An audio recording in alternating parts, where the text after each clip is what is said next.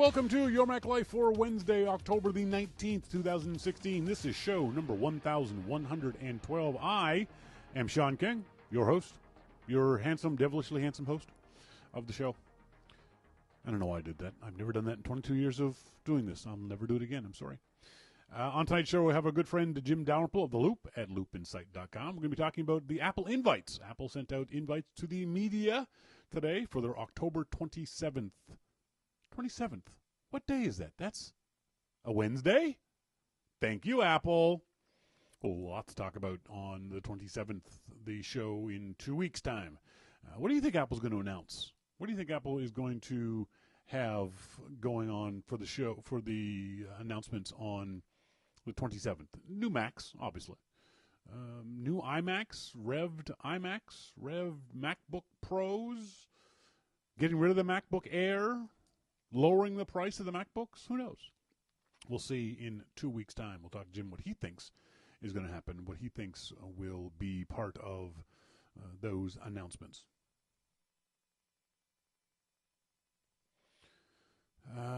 If today's the wait. If today's the 19th, it's 1 week time. It's next Wednesday. Oh, next Wednesday. That's right. It's next Wednesday. I've lost all sense of time. We're also going to talk about the Project Titan, the mythical Apple car project. Is it dead in the water? Was it ever alive? There was announcements, rumors last week that Apple had scaled back that project to be, again, rumored, just in-car systems, which is what I've always said. I've never, ever, ever believed for a split second that Apple is going to buy, create, develop, sell their own car.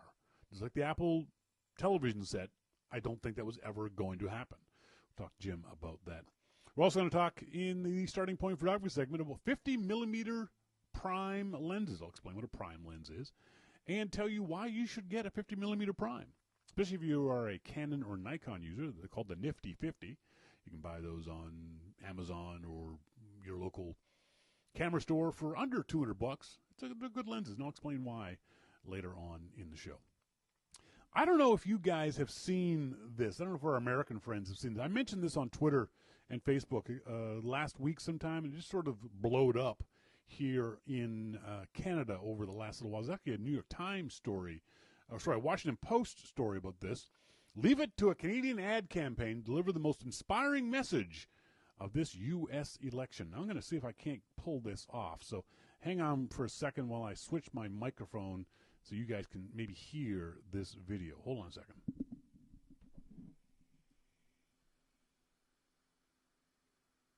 Together. You know, America, I think you're already great. You're great, America. We all love you, and we think you've always been great. Thanks, America. I think you're great. Stay great, America. Okay, I screwed that up. Let's start from the beginning. Hi, America. What's up, America? Hey, guys. We're just up here in Canada talking about how great you guys are down there, and we thought we'd just send you a little bit of a love note. We're big fans.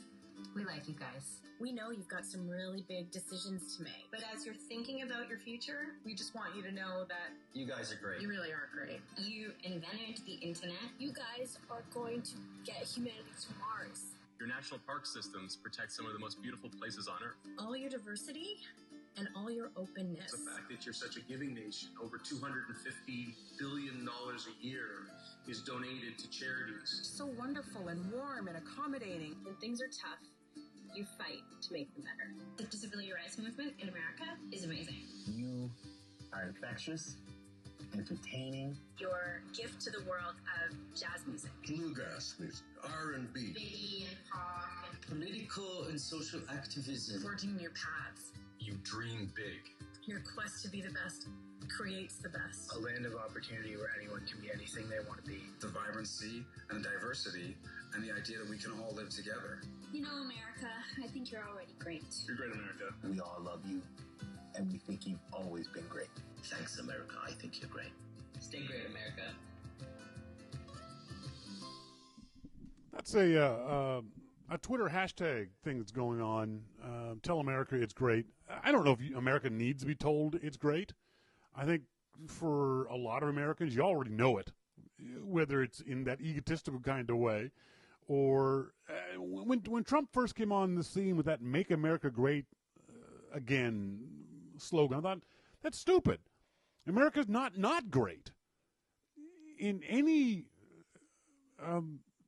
era, America has often been the greatest country in the world. And I firmly believe that. I lived there for 12 or 13 years. I saw it up close.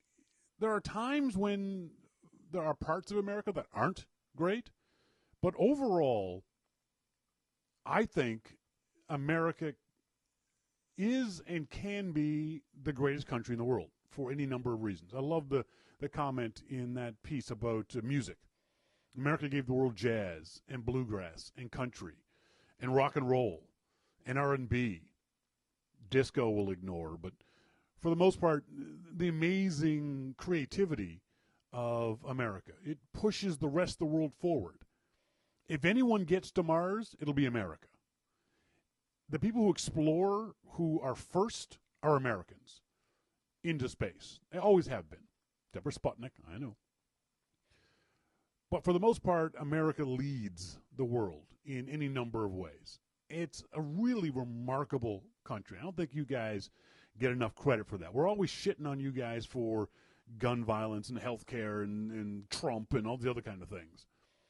But deep down in our hearts, even us as Canadians, and Canadians have this hate-hate relationship with America quite often, deep down in our hearts, we are the little brother, and you're our big brother, and we look up to you, we respect you, we admire you, we're afraid of you.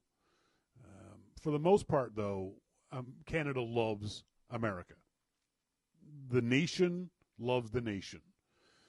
We do a lot of good things together, and both countries would be diminished without the other. We would not be Canada without America. I don't think America would be America without Canada to a very small degree. So it's something that tonight is the third and final debate between Trump and Clinton. God knows what's going to happen over the next 3 weeks. God knows what's going to happen on November 9th. But know this, America. The rest of the world is cheering for you guys, hoping you do the right thing for you, because the right thing for America is quite often the right thing for the rest of us. There was a tweet storm from J.K. Rowling, the British author, and she had some commentary about the American election. And someone, an American, tried to slam her and say, mind your own business. And Rowling had a great comeback to that. It was basically, it is our business. What happens in America affects the rest of the world. I don't know if Americans really grasp that or really conceptualize how much the rest of us, through desire or necessity, pay attention to what goes on in your country. Cheer for your country. Hope for your country, because the good things that happen in America affect the rest of us throughout the world. The bad things that happen in America affect the rest of us throughout the world. So obviously we're cheering for good things for you guys. We want good things to happen to America, because then by a trickle-down theory, those good things happen to us too. When the American economy grows, when Americans buy Canadian softwood products, Canada does better. When America buys Colombian coffee, Colombia does better. When they buy Costa Rican bananas, Costa Rica does better.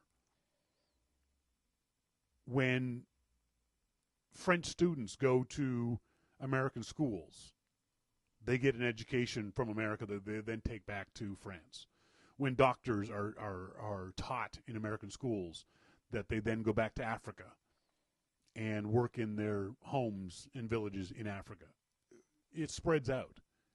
And far too many times we as Canadians poke fun at Americans, usually in a good-natured way, quite often in a smug kind of way.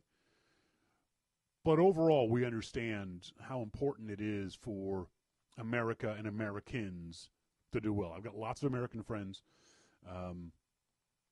Loved living in America, loved living down south. Even with the issues that America has, I still loved the country. I loved traveling the country. I loved the food, the people, the individual people were amazing. Canadians tend to be very reserved and not open to each other. I still remember my first few days, weeks in Nashville, and in particular, there's one instance when I was standing in a bank lineup, going to open a bank account, and a good old boy in front of me, the guy was 50 years old, turns and looks at me and goes, "How you doing?" "Fine." "Nice day we're having, isn't it?" "Uh-huh." I'm like, why the hell is this guy talking to me? Because in Canada, our banks are like churches. No one talks to anybody. If you're in line in Canada, you don't talk to the person in front of you or behind you. It happened all the time in the States, and I couldn't figure out why. I was like, well, what's this guy doing? Just because they're friendly. He was bored and wanted to have a conversation with somebody, so he picked the guy in line behind him. It was really an interesting sort of mind-expanding thing that this is the way Americans are. They're generally optimistic people. They're generally forward-looking people, happy, friendly people that will talk to complete strangers in bank lineups. It takes a while to get used to that openness of Americans. It's not always good, but for the most part, it is. It's fun. It was interesting. It was easy to make friends in America. It was easy to strike up conversations in America. So, hopefully, whatever happens over the next month, 2 months, 6 months will be good for America. Because, like the video said, we're cheering for you. We're hoping everything turns out well for America. Tell America it's great is the hashtag on Twitter if you want to look that up and follow that along with all the comments that Canadians are making and other people around the world are making about America. Later on in the show, in our Starting Point Photography segment, we're going to talk about 50mm prime lenses and why you should have one if you have a DSLR. But up next, we'll talk to our good friend Jim Dalrymple of The Loop at loopinsight.com about Apple invites and the Apple Project Titan. All that and hopefully much more coming up. This is your Mac Life.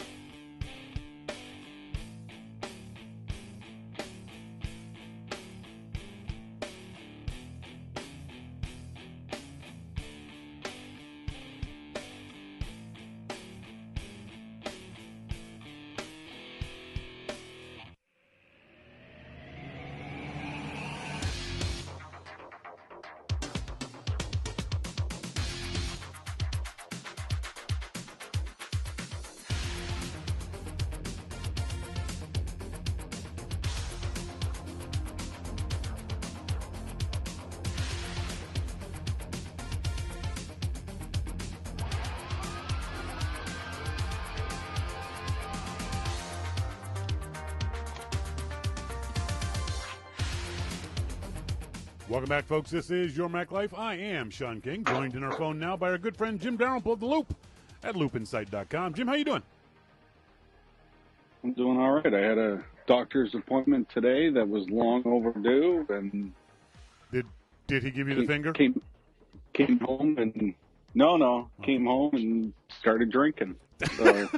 Now, hang on, just to clear this up, you didn't start drinking because what the doctor said, did you?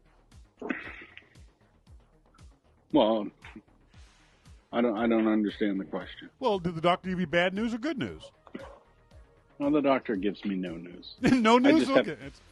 I just have to keep going back. They keep calling and saying, yeah, we need you to come back in. And I say, no. Yeah. And they say, we need you to come back in. Okay, fine. So here I am. There you are. All right, fine. And watching the hockey game. You know. Can you believe Sly's Canucks are undefeated this far into the season? It's just unbelievable. Well, I have to tell you that my son told me that the Boston Bruins pulled a nasty on Vancouver, I wouldn't and be surprised. they traded Louis Eriksson Yep. to the Vancouver Canucks. He is perhaps the worst player in all history of the NHL. And so much so that in his first game with the Canucks, he scored on his own net. Yeah, I saw that. Oh, man. Yeah. Oh. So Louis is awful. We've put up with him now for a number of years, and now he's gone. And the Bruins are happily chuckling under our breaths. Yeah, but you guys still got Marchand. Oh, but hey. I hate that little weasel. He won the World Hockey Championship. I know, and it killed me to have to cheer for him. Yeah, but did you see Crosby give him a big hug? Yeah. Well, whatever. He did. Whatever. Crosby has a man crush on him. Moving on. All Apple right. sent out invites for the October 27th event next Wednesday. Jim Dalrymple of the Loop will be there. We're assuming it's going to be about new Macs, right? That's the logical extension from that. The invites, everyone is, of course, is approving the death out of it. Hello again. I don't do that, but yeah, I know. I think it's fairly obvious with the hello again. For those folks who may not be old enough to remember, that's how Apple introduced the original Macintosh was hello. Exactly. So this is hello again. So there's not a whole lot to go through with this. But the issue is, will these be revisions of whatever products they might be, or will these be updated products? In other words, will it just be more RAM and a better CPU, or will these be different design products? What do you think? I think that they're going to be different designs. Really? Because they have to be. I mean, Apple would not hold an event for a Mac that was updated. Yeah. That was revised. I'm trying to remember your terminology here in between my drinks of beer. I appreciate that. Yeah. So a revision would just be updated stuff. They wouldn't hold an event for that. They just put out new stuff. No. I expect that this is going to be fully updated hardware. Mm-hmm. Now, how much the design changes, we don't know. Are they going to put that great keyboard that I love so much from the MacBook into the new ones? I hope so. Yeah. Are they going to use USB-C? I hope so, because I kind of like it. But they also have to remember that, the MacBook Pro users, they do want some extra ports, and maybe, Thunderbolt is part of that, or a combination of Thunderbolt USB-C adapter where you can plug in USB, stuff like that. Those are all things that Apple's going to have to consider when doing this. Isn't there a problem Apple has that if they're doing redesigns, aren't the designs they have now kind of the end result of how far you can go with a laptop, with a desktop? I mean, how much more design can an iMac be? It's already just a screen now. What else can they do? Well, I don't think it's just about the screen, though. I mean, for a laptop, for a lot of people, you look on flights and people are doing a lot of different things on flights, from dailies for movies to mixing songs, and you can do so many different things in different markets that you want to do. So I don't think it's just about the screen. The screen is definitely important, but there are a lot of us. I would not want to go without a Retina screen. Let me make that clear. Yeah, but, me too. Yeah. I want the power to be able to mix a song. I want to open up Pro Tools and mix a song, to be able to to do that while I'm away, and I want a notebook that's fast enough to do that. Will my MacBook do that? I have absolutely no doubt that my MacBook could handle that. Yeah. But a MacBook Pro would be much better able to handle that. Yes. So, I think that the Pro users, they really want a Pro machine. I think what's going to happen is... Yeah, that's nice. Anyway. I think what's going to happen is redesigns, but I think what's going to happen even more importantly is the direction of the company is going to be set out on October 27th with regards to Macintoshes. There's been all kinds of thoughts for any number of years that Apple has given up on the pro user, that Apple is no longer interested in the pro user. And that's a valid argument you could make, considering the Mac Pro hasn't been updated in, 3 years? So you could make that argument that Apple's moved past the relatively small market of pro users. If we don't see a new, incredibly powerful Mac Pro, if we don't see a new, very powerful MacBook Pro, I think we can say Apple is now officially ignoring the pros. Would you agree with that? No, I would not agree with that simply for one reason, and this is from my own experience. I ran out of the need at the time and circumstance. I ran Pro Tools on an 11-inch MacBook Air. So when you're talking power is different than versatility. No. So if you start talking about, Apple will forget the pros, well, I think you have to look at what they're doing. If I can run Pro Tools and load up a composition that I was putting together with recorded guitars and recorded bass and drum machines and all of this different kind of stuff that I had in there, and be able to work with it, that's a lot of power. Yeah. I mean, you can't ignore that. Now, versatility is a different thing. If you're talking about having lots of ports and different things like that, okay, we can discuss that. But I think to say what you just said would be wrong. Okay, fair enough. If you narrow it down some and say, well, if they don't put this in, then maybe they're ignoring pros. But I think raw power, they have that, and they have it better than anybody. I think the pros need to be more convinced of that, as we've seen. Reports. I don't disagree. Yeah, I think what'll happen. There's already reports of various pros going to the Windows side for things like Final Cut Pro and things like that, because those guys want the latest and greatest and fastest and bestest of whatever it might be, and that's no longer true of a 3-year-old Mac Pro. So I think unless Apple does something significant to attract those people again, even if an iMac can do the things you're talking about, I think Apple is signaling the not abandonment, but certainly no longer that much of an interest in the pros. Now, look, I have no issue at all with the iMac. I have a 27-inch iMac. Yep, me too. And that thing is powerful as powerful can be. Yep. I mean, it loads apps, and I'm talking, Pro Tools for me. Others it might be Final Cut or whatever, but Pro Tools. When I look at CPU intensive tasks, that's what I look at. Yeah. I load up a large Pro Tools project that I'm working on, and can I work through that project? If I can do that, I can do anything else I want to do. Yeah.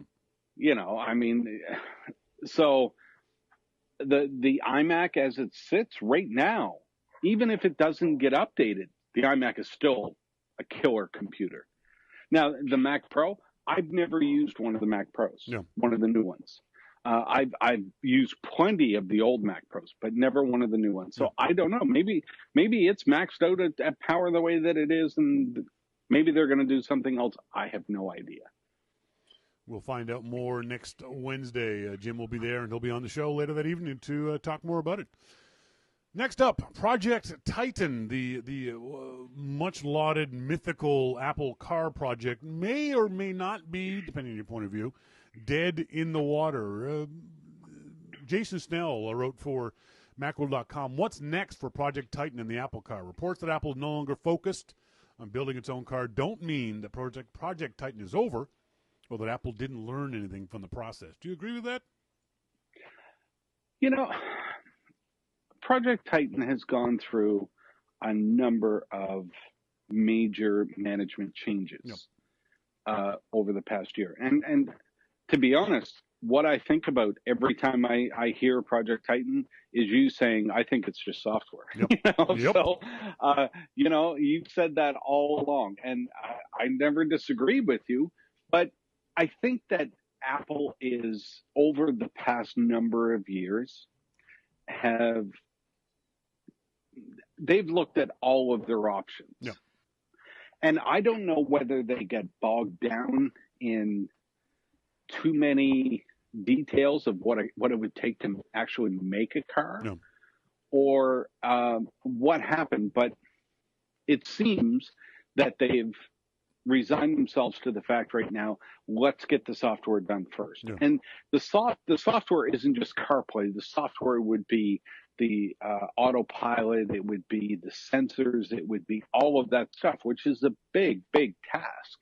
So, could Apple partner with other manufacturers like BMW or Mercedes? Or I don't know that Mercedes or BMW would even want what Apple has, because they have their own technology. Mercedes, for one, has been working on autonomous type vehicles for a decade or more. So, and Mercedes is a car company that I trust.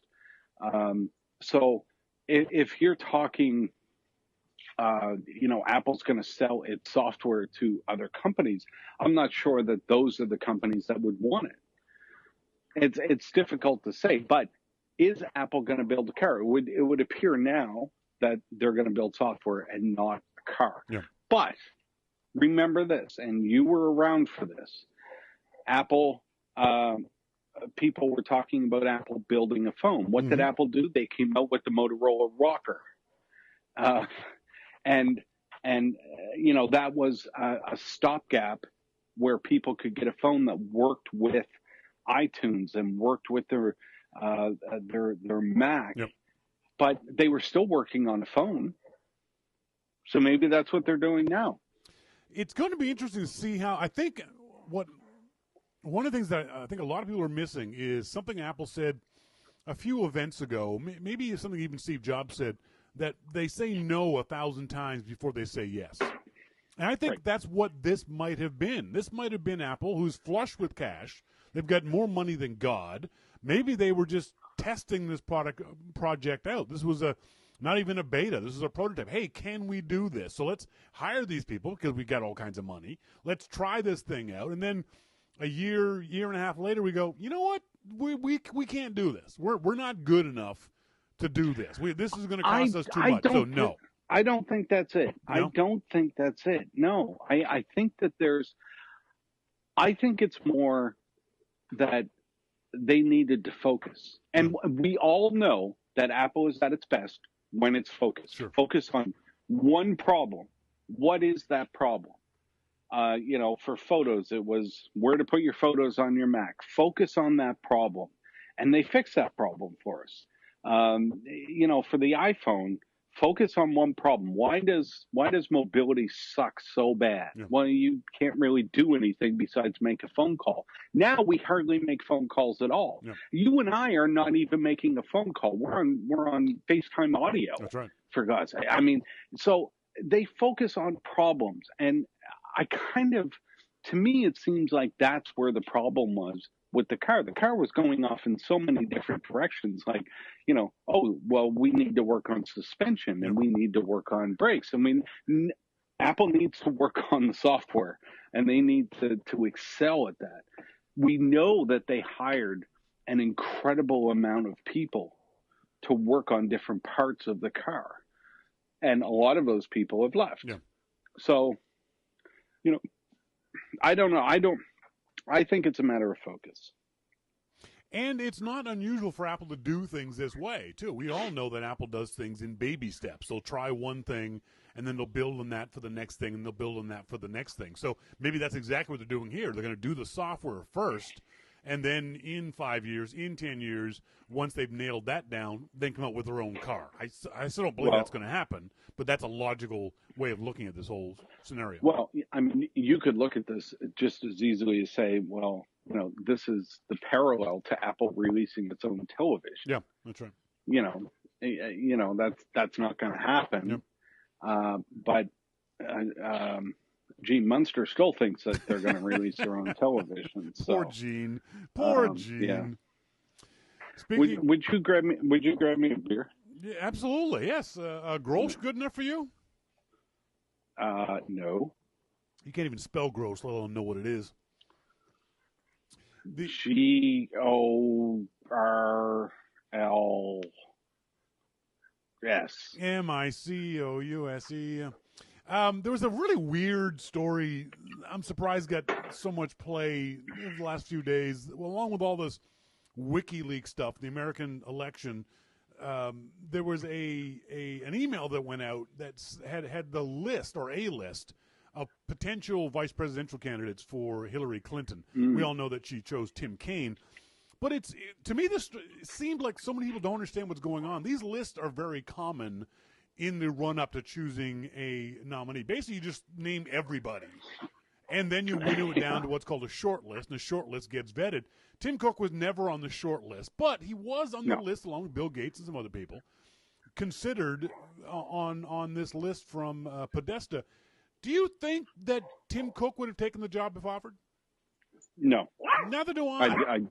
I don't. I don't think that he would have. I think that Tim would be very, very good in as a president. Yeah. I really do because Tim is honest. And I trust him. Yeah. I mean, I've spoken with Tim a number of times. Mm-hmm. I really liked him. I think what he's trying to do at Apple, both from a social and product vision that he has, are wonderful things. But I don't think Tim would be good in a vice president role, and I don't think that he would have accepted it. I think he would have passed on that. I don't believe that Tim Cook would even run for president. Oh, I'd like to see him make the attempt.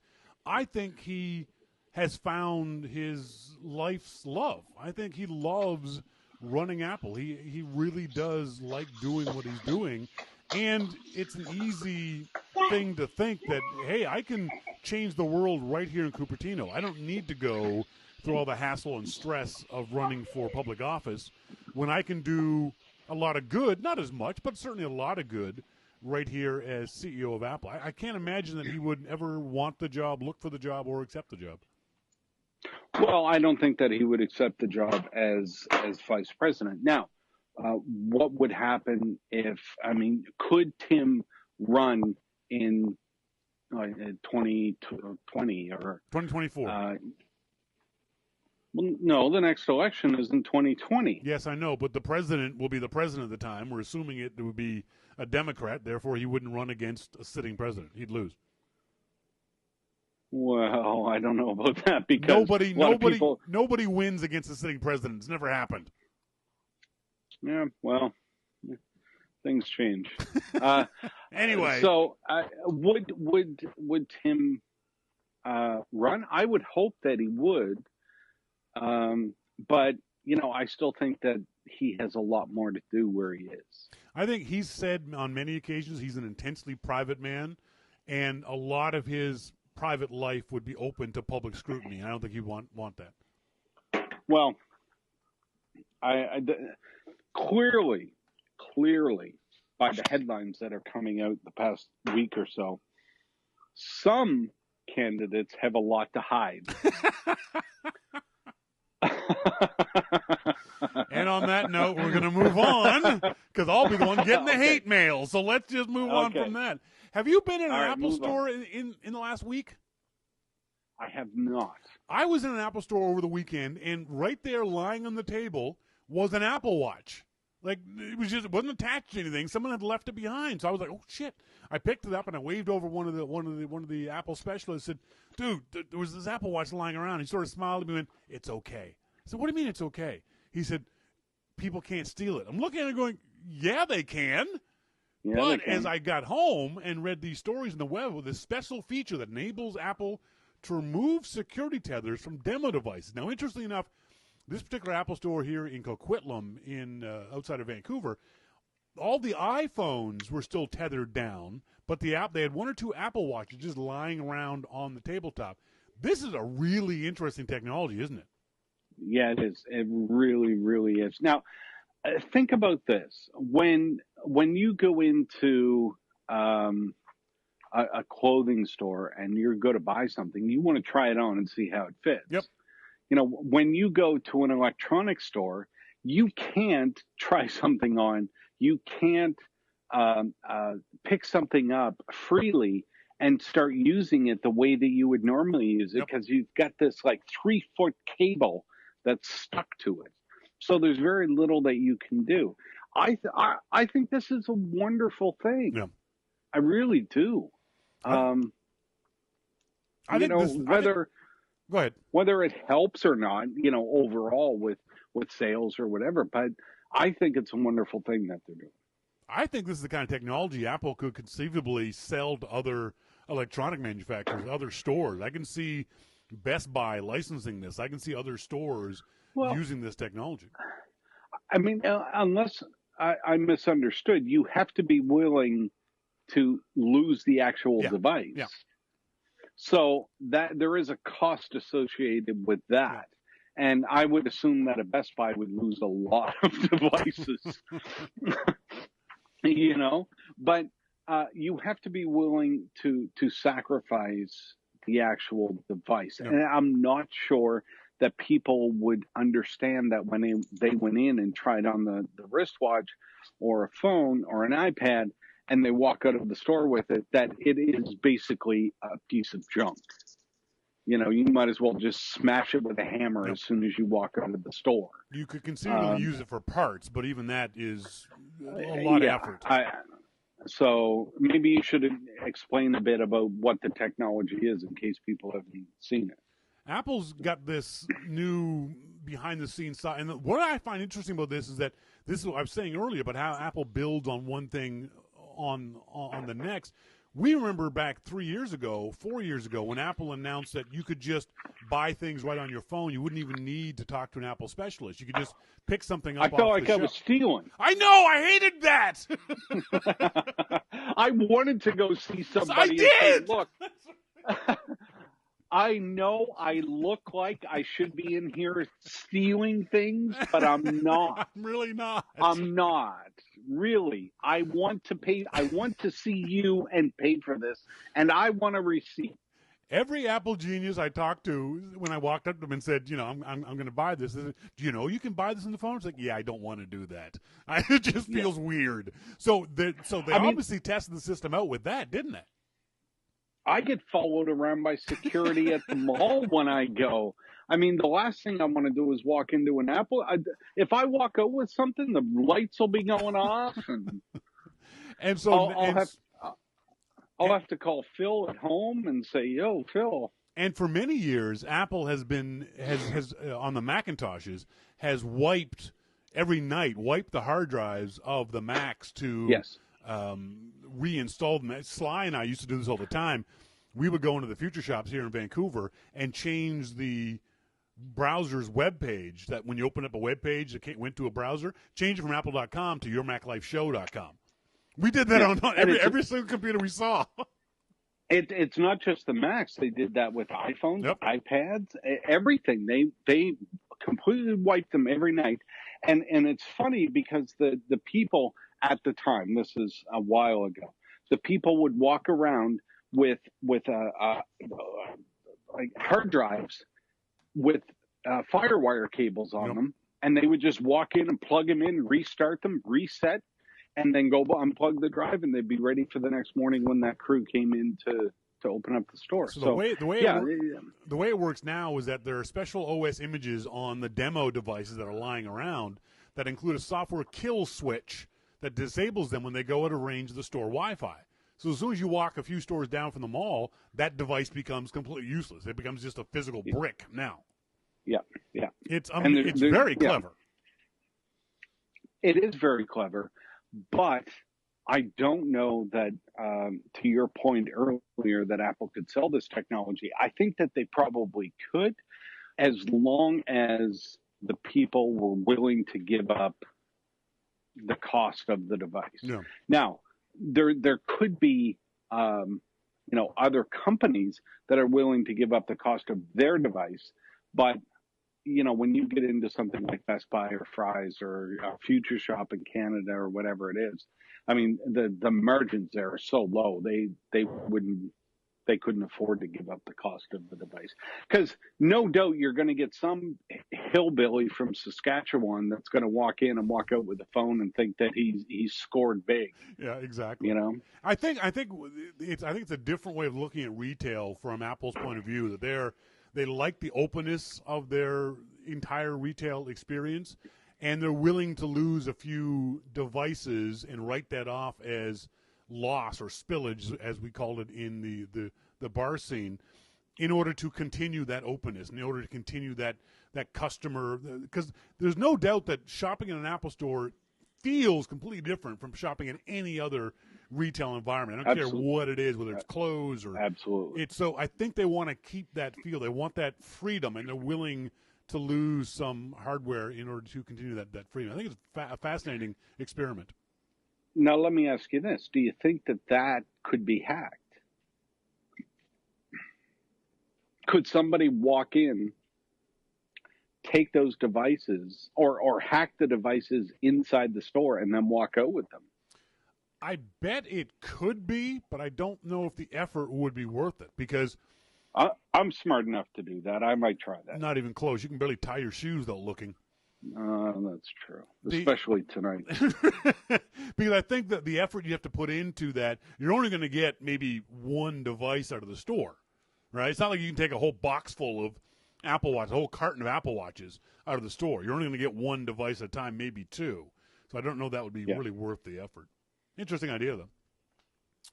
How do my AirPods sound? You're still in the AirPods. Interesting, because they sound better than the previous weeks when you weren't using them. Before Apple made the announcement, there's a whole lot less background noise. And the other thing I noticed, I'm going to go back to the other ones then. Such a dick. Okay. Whatever you were using before, we would have constant dropouts during the show, and you haven't dropped out at all. I was using the EarPods. Interesting. The EarPods, yeah. Cool. Speaking of Apple accessories, this is a kind of a disturbing story. More than 90% of supposed genuine Apple chargers and cables sold on Amazon.com are fake, says Apple. Apple is suing this company to make them stop promoting these things as genuine Apple products. The interesting thing that a lot of folks are asking is, why isn't Apple suing Amazon? Where's Amazon's responsibility? Because Amazon's buying these products from these other companies and putting them on their own website. Doesn't Amazon have some sort of responsibility here? I think so. I really do. I think so. And Amazon is famous now for allowing all of these knockoffs to come on. Yep. It's not just that they're knockoffs, and I want to mention something else when I'm done with this. So remind me in case I forget, because, beer. Yeah. I think that Amazon does have a responsibility. And, a while ago, there was a big kerfuffle about Amazon and allowing all of these knockoffs. And I don't like the way that they're doing business right now. Yep. I really don't. And the other thing that I wanted to mention was this Kickstarter thing. You or Dave posted this today. And hang on. I sure as hell didn't post it, because I don't post anything about Kickstarters. I hate Kickstarters. Okay. Well, this Kickstarter story was fascinating in that people, like Kickstarter or not, there are people that design really great products and put them on Kickstarter to try and get the funding to make them. Okay. Well, now they're saying that before you even get funded, Chinese people, these companies have knockoffs of them using your exact design. Yep. And your business is over before it starts. That's so wrong. So wrong. And I think that there should be something that we can do about that. I was a little bit angry, to be honest. Why? When I read that, because it's wrong. It's wrong. You can't. I mean, you work for a couple of years designing something, putting it together, figuring out how you're going to make a business. You put it on Kickstarter to gauge the interest and gauge the cash that you can get from this. And then within a week, it's being produced in China and sold around the world. But isn't this wrong? But isn't this the danger of designing in public? Isn't this your own fault for putting your stuff out there in such a way that it allows people to do this?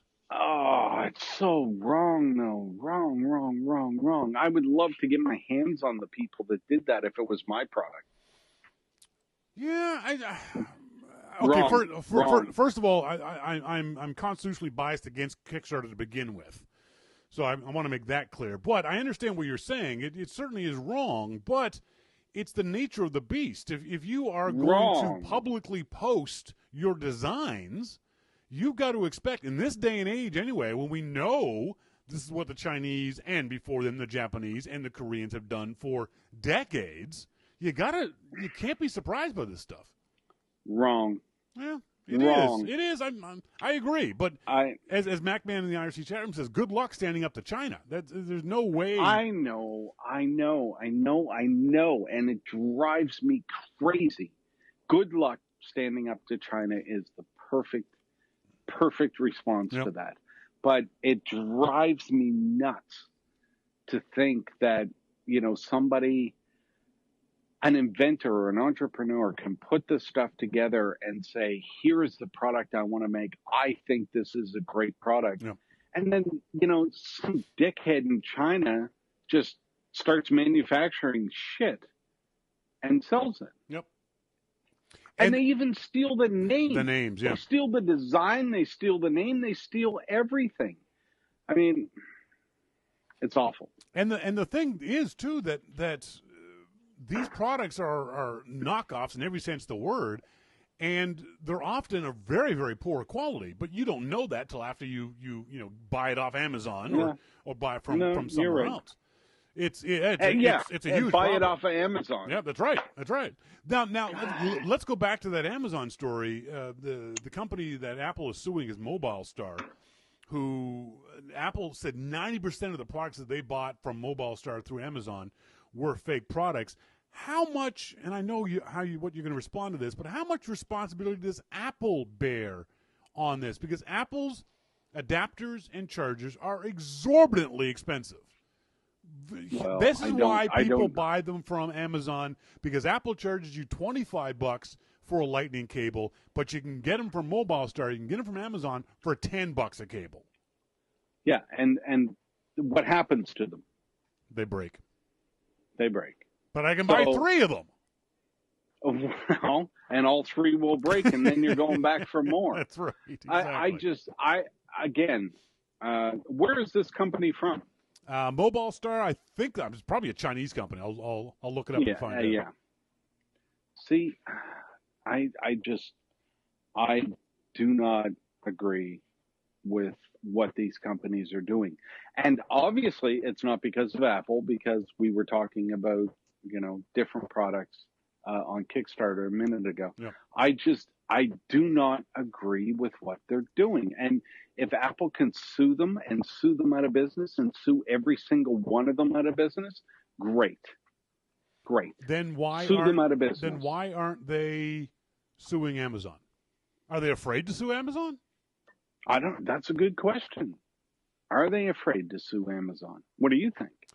I don't think Apple's afraid of any company. I think what it is, Apple doesn't think they're going to win suing Amazon. I think Apple's lawyers know the law obviously better than we do, and say we don't have a case to bring against Amazon. Amazon just going to say, hey, we're just the middleman kind of thing, and throw their hands up in the air. That's exactly right.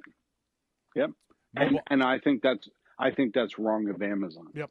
Oh, I agree. I'm completely with you that Amazon should take some responsibility and not pass on knockoff fake products that are. Now, I'd have no problem with Mobile Star saying these are Lightning cables, but the problem is these things say they're official Apple products or they're approved by Apple. They use weasel words like that make you think that somehow Apple had a hand in this kind of stuff. I think that's one of the big issues Apple is having, is that they are devaluing Apple's brand by using their name. They shouldn't be allowed to use. You can say it's a laptop charger, but you shouldn't be allowed to say it's an Apple MacBook charger. How is Apple supposed to track down all of these companies on Amazon that do this? Yep.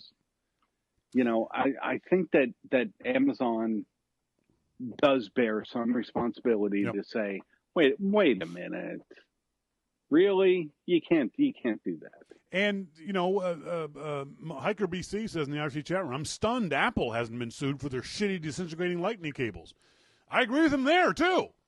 Now, Mosquito says he's had no problems with cables at this point, but I know for a fact I've lost at least 6 Lightning cables in the exact same way over the past 3 years, with them breaking in the exact same spot, that connector with the dongle of the Lightning cable. So yeah, I'm surprised there hasn't been a lawsuit for that.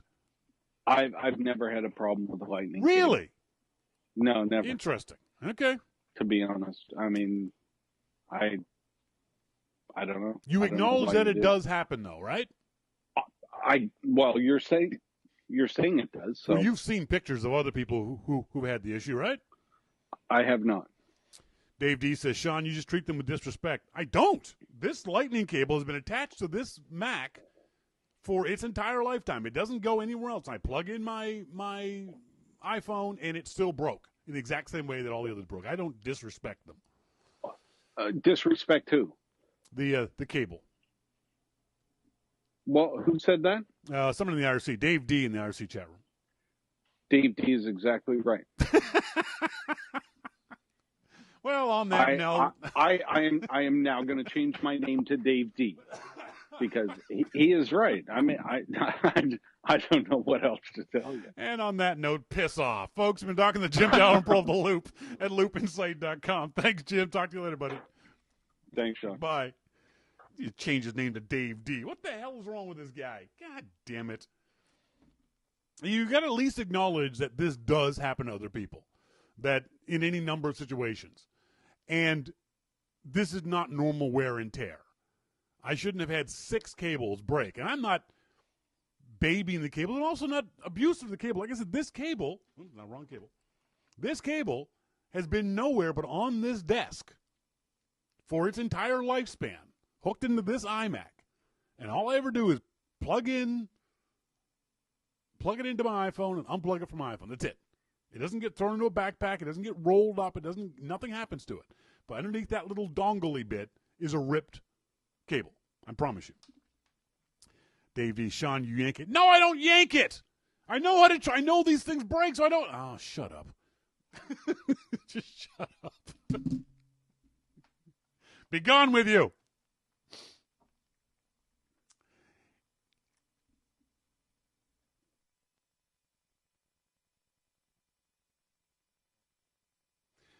On tonight's starting point photography segment, we're going to be talking about 50 millimeter prime lenses. A prime lens is a prime lens. There are two kinds of lenses. There are prime lenses and there are zoom lenses. A zoom lens is the ones where you twist and it magnifies, goes in and out. The physical body of the camera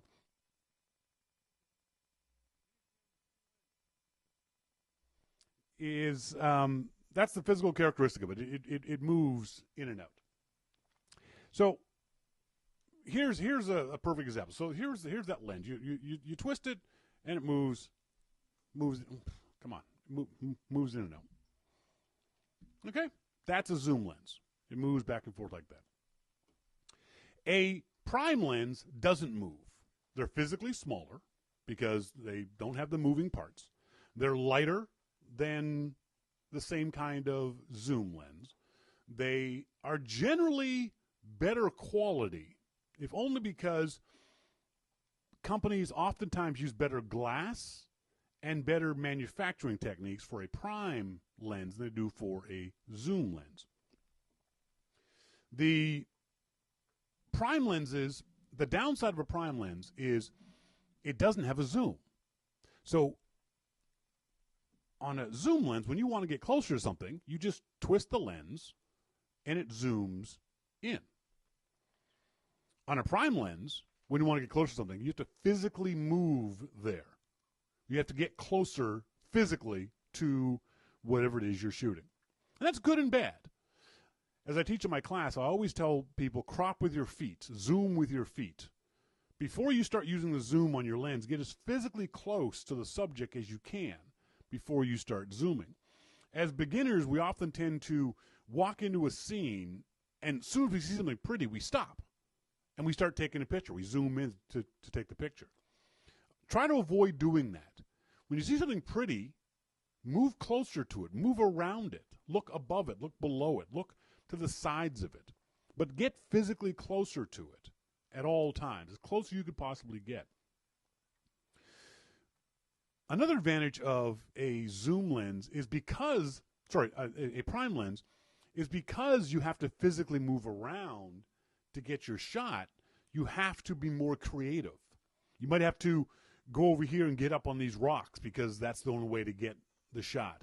You may have to go down a set of stairs because that's the only way to get the shot. You physically have to move more in order to get the shot with a prime lens. Another advantage of a prime lens is they generally have a better aperture. Remember, aperture is the hole that opens up in your lens to allow light in. The bigger the aperture, the more light that comes in. So the aperture number is going to be small. So it'll be f3, f4, f5. That number means a bigger hole. So if you have a lens that's a f3, that's a bigger hole opening than a lens that's an f11.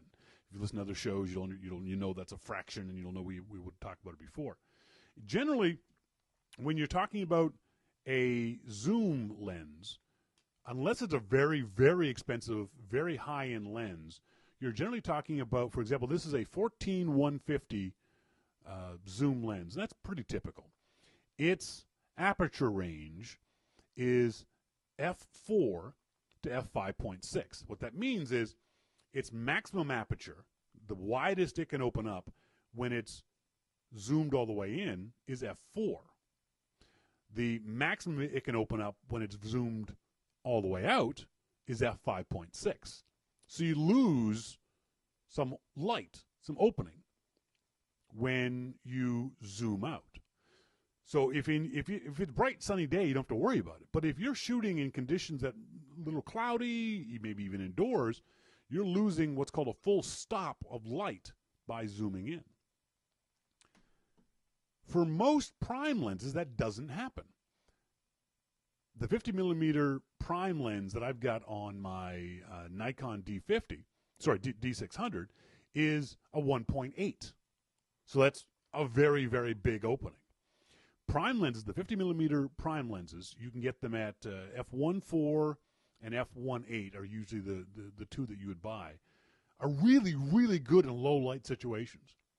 If you're shooting in the evenings, if you're shooting in a bar or a nightclub, or even in your living room after dark, you can get some really nice shots with this 50 millimeter f1.8 or f1.4 lens. The other thing is, because that aperture is so big, we talked about this in other shows, that depth of field, that blur, portrait mode on the new iPhone, but that blurry background is much greater than on a lens that's an f4 or an f5 or an f6 or whatever it might be. So you can get more artistic effects, a more blurry background with an aperture that's a 1.4 or 1.8. Dave D says, Shawn, just say bokeh. Yeah, exactly. Or bokeh, whatever it is. Blurry background. But that f1.4 can be a bad thing, too, because of that depth of field. If your aperture is 1.4 or 1.8, which means the lens opening is really, really big, your depth of field is really, really narrow. It can be so narrow that if the person if you're shooting at someone in 3/4 profile, you could focus on the eye closest to you, but the eye furthest from you might be out of focus. That's how small the depth of field can be on these kinds of lenses. So you have to watch out for that. You have to not go to the smallest aperture number that you have. It's not always good to go completely wide open. Sometimes you want to just what they call stop it down 1 or 2 stops. If you're a Nikon or a Canon user, Nikon and Canon both sell the lens. It's called the Nifty 50. I think the Canons are about $150. The Nikons are about the same, $175. They're generally plastic. They're very inexpensive. They're generally plastic. If you drop them, they're going to break. So take care of your stuff. But it's a great little lens to have in your bag, in your pocket. No matter what lens I carry around with me, I carry this isn't it, by the way. I'm just the same physical size factor. I carry around my Nifty 50 in one of my jacket pockets because it's small enough to fit in my jacket pocket. So no matter what other lenses I'm going to be shooting with, I'll always carry around my Nifty 50 just in case I need more light or just in case I want to shoot at 50 millimeters. They're fun lenses. When you bought your camera, you probably got an 1855 kit lens, or maybe you got an 18-200 kit lens. Buy a Nifty 50. Treat yourself. If you know a photographer who's a beginner, they probably haven't bought one of these on their own. Go and pick one of these lenses up for yourself or for the photographer in your life for Christmas. They'll love it. I guarantee it. It's a fun camera. It's a really neat. It's kind of like, as MacMan says, on a Nikon crop body, so in other words, not a full frame camera, it's like a 35 millimeter lens, the old school 35 millimeters. They're small, so they're unobtrusive. You can put them on your lens and not look like a great big huge peeping Tom with a great big lens in front of you. They're fun to play around with. They're fun to use and practice with. So I would encourage you to go out and get yourself a Nifty 50 lens from Canon or Nikon, or even the other manufacturers, Olympus and all those guys all make Nifty 50s. Mosquito says, I'm looking forward to Friday. I get a few hours of the Photo Plus Expo in New York City. Maybe get to play with some of these gizmos. Nice. MacMan corrects me. A 50 millimeter on a Nikon crop body is a 75 millimeter equivalent. My apologies. I went the other way around with that. Monty says, I have both the 50 millimeter and 35 millimeter prime lens for my Nikon. I can't remember the last time I even took the 35 millimeter out of my camera bag. Mosquito, we got back from Europe a couple of weeks ago. I zoomed with my feet so much I kept us all from getting anywhere. I don't understand that. MacMan says 7200 f2.8 drool. Yeah, no kidding. That 7200 f2.8 lens is like $2,000-$3,000. Not a cheap lens. Mosquito, I need another quick primer on the different distortion each of these types of lenses creates on a medium distance group picture. Oh God, no, that's not a quick primer. That's a whole class right there. Mosquito says, I kept delaying our walks around places we were visiting. That is a concern of all tourists. If you have a photographer in your group, what I tell folks is my own experience. And my own experience is I did the exact same thing. I was constantly driving my ex-wife nuts, stopping to take pictures all the time. But what happens is, with practice, you actually take fewer pictures. You also take fewer pictures faster. Because with practice, you see the light better, you see it sooner, you know what your camera is capable of, you know what you're capable of as a photographer, and you know how to create those images much, much faster. Back in the day, I would go and take 500 pictures on a walk around Rome or Florence, and I would get maybe 5 good ones. Now I go traveling places, and I'll take 20 pictures and get 5 good ones.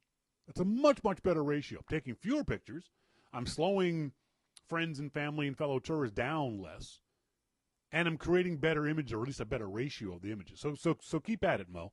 With practice comes less likely of slowing people down and wasting their time while you try to get the right shot. As always, send us emails to onair@yourmaclifeshow.com. Always love getting emails from you guys during the week or during the show. Just send them off to me at onair@yourmaclifeshow.com. We got an email from our friend Scott Randall, the Long Island Macintosh user group. He said, I appreciate during the last show you said you were going to discuss my email on tonight's show. These are just some interesting facts on what goes on in other countries, particularly those in Asia. Both China and Japan have 210 instruction days compared to our average of 186. Wow, that's 36 days more. It's a whole month more of study in China and Japan. China, however, gives their students 15 weeks of vacation. How they're able to do this? They have a 6-day school week. Students attend school on Saturdays. Japan, on the other hand, is a regular 5-day school week, so students get about 3 weeks off in the summer. They also get off for the many Japanese holidays. In order for the U.S. and Canada to have a 6-day school week, they'd have to make allowances for the Jewish population. That would never happen. We're never going to a 6-day school week in North America. If nothing else, childcare. Not childcare. What's the issue for Saturdays? Not only the Jewish population. I don't think we'd be willing to give up our Saturdays.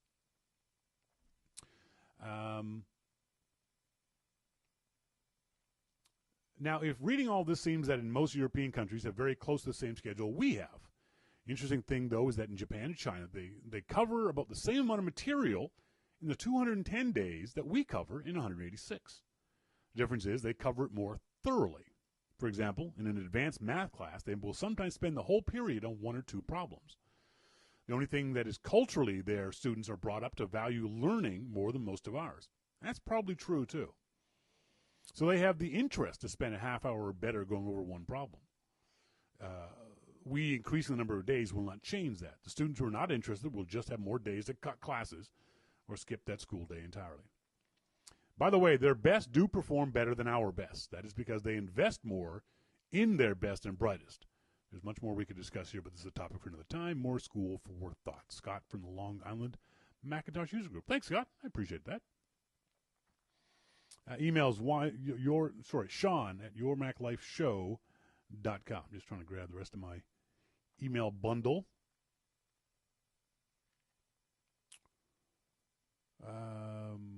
Jim Hain, thanks for the quick shout-out last night. Would have known it would take 3 weeks to get back in the IRC. He says, I've been using an additional iPhone lens for Moment for about a year. I use their wide angle and just ordered a 2x telephoto. It's pretty good glass for a phone. They posted to Twitter tonight to show off pictures from Portugal.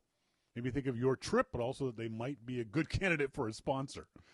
What are these pictures of Portugal that these guys at Moment have posted? No, don't show me the newsletter. Beyond Barriers, people of Lisbon. That's cool. Thanks, Jim. Jim sent me the URL to this company called Moment that does iPhone lenses. And let me just pull these up for you guys to see what I'm seeing. Obviously, the rooftops of Lisbon. It's a nice shot. The sky's a little blown out, but it's not a bad shot. It's a really nice picture. Love the color on that one.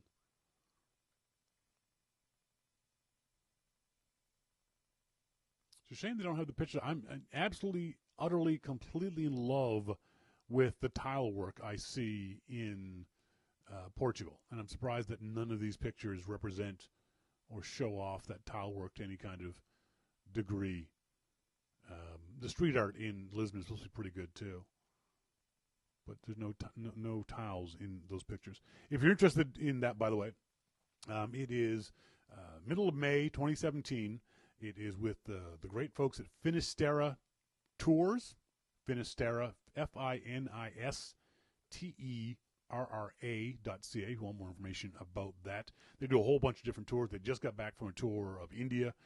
They're doing a bunch. Yeah, there's a Northern Canada one, which I'm not going on. Even if they paid me, I don't want to go to Northern Canada. No offense to anyone in Northern Canada. I just don't like being cold. But our trip is going to be 9 days in Portugal, 4 days in Lisbon, 2 days in Porto, 1 day in Sintra, and the other days are going to be in various other places. There'll be a trip up the Douro River Valley on a boat cruise. There will be 7 wine tastings. If those folks recognize the name Porto, that's where port wine comes from. And I'm not a fan of port wine, but I'll drink it in Portugal. So along with all that great vacation stuff, you're also going to be learning how to take better pictures with your camera. We're going to have classes every morning for about an hour, hour and a half, and then that's going to be a theory class, and then we're going to go out and put the theory into practice. So we'll do a landscape class, then go out and shoot landscape photography. We'll do a street photography class, then go out and shoot street photography. We'll do black and white, and then go shoot black and white shots. And then you have the rest of the day to yourself. You can hang out with me. I'm happy to hang out with you guys and take pictures, go to the museums, and just be tourists in Portugal. Or you can go off and do your own thing. And then in the evenings, we meet up again for dinners or for whatever the tour group has planned for us. So it's really cool. I've been doing this. I've been doing the research. I'm getting really, really excited about it. Lisbon is beautiful. Portugal has an incredible history that I did not know much about before I started doing the research on this stuff. There was a massive earthquake in 1755 that leveled the city, and they rebuilt Portugal from that. I didn't realize, I'd never read it in school. Voltaire's Candide, the book a lot of you may have read in school, actually had a whole bit about the Lisbon earthquake on it, of 1755, which I thought was kind of interesting. So there's a lot of history there, a lot of culture, a lot of really neat stuff. Great food. Really looking forward to it's a big seafood area. So being from Nova Scotia, I'm a fan of seafood. So I'm looking forward to seeing how the Portuguese do seafood. So if you want more information about that, send me an email to Shawn at yourmaclifeshow.com or go to the website finistera.ca to get more information. Terry Schurter. Not sure if you can give me any advice on this or not, but I thought I would ask. First, some background information. A few months ago, my cousin and I were trying to download a YouTube video of a street musician who was playing How Great Thou Art on a saw in a subway station. The reason I wanted it was because I was planning to play it at my mother's funeral. I wasn't sure I would have good reception there. My cousin had me download a program to my MacBook. Immediately, I knew something was wrong. It installed some kind of malware or took over my browser in ways I was not happy with. So, since I had Apple Care, I simply called Apple, and they gladly helped me remove the program and bring my system back to normal. I ended up streaming the audio from my phone at the funeral, and all was well. I do not recall the name of the offending program. Now, my husband wants to download video from YouTube for his grandson. His grandson can't stream the video because his internet is too slow to support streaming. My husband intends to download videos and put them on a thumb drive and mail them to his grandson. With my previous experience, I'm understandably wary about installing an application on my computer to download video unless I'm sure it's going to be safe. Do you have any recommendations? I do, Terry, and I'm sorry to hear that you get some hopefully not serious malware and that the Apple Care guys were able to help you. But I use this plugin for YouTube to download videos. It's called Fastest Tube. It's a downloadable extension for Safari. It's also for a bunch of other browsers. It's available for Chrome and any number of other browsers. You can check it out. The website is fastesttube.quizzu, KWIZZU.com. Just do a search for Fastest Tube on Google and you'll find it. And it's a simple download. It works in Opera, Safari, Chrome, Firefox, Internet Explorer, Chromium-based browsers. It's a real quick install. And what it does is it then adds a little tiny itty-bitty graphic on YouTube. And I'll go to YouTube and show you this. When you go to a YouTube video, yeah, that's us. When you go to a YouTube video, you'll see, nope, this is live, so that's not going to work. Nice try, Shawn. Let's try something that's not live. You'll see down here in the lower, just below the text, there is this download button. And you click the download button, you control-click the download button, and up pops the option to download and watch MP4 360p, MP4 720p, and then a bunch of other options here. So anytime I want to grab a YouTube video, this is the one I use. So give that a try if you want to download videos from YouTube. Easiest way to do it. I'll post this in the IRC chat room so folks in IRC can check it out too. So hopefully, Terry, that helps. That works out for you. Let me know if it doesn't. Let me know, and I'll see if I can't find something else, or maybe somebody in the audience can suggest something that might work a little bit better than that one. Fastest tube on. Just do a search for fastest tube on Google, and it will pop up for you. Get any other emails? Let's just check real quick. No other emails. That's it, folks. Thanks very much for joining me here on tonight's show. I appreciate it. Thanks very much to our good friend Jim Dalrymple of The Loop at loopinsight.com for joining me here each and every Wednesday evening. He's also got his own podcast up on the iTunes Store. Do a search for Jim Dalrymple and it'll pop up. Next week, I was wrong, by the way. I kept saying that Apple's announcement was going to be next Wednesday. It's not. It's going to be next Thursday. Bastards. They always did go on Wednesdays. So it won't be until 2 more weeks before we can talk about this stuff. So hopefully it won't be old news by then. Thank you guys very much for joining me, whether you're listening in live or via the archive. I appreciate you guys being tuned in to the show. As always, thanks very much for joining me. I've been Shawn King, and you've been listening to Your Mac Life. See ya!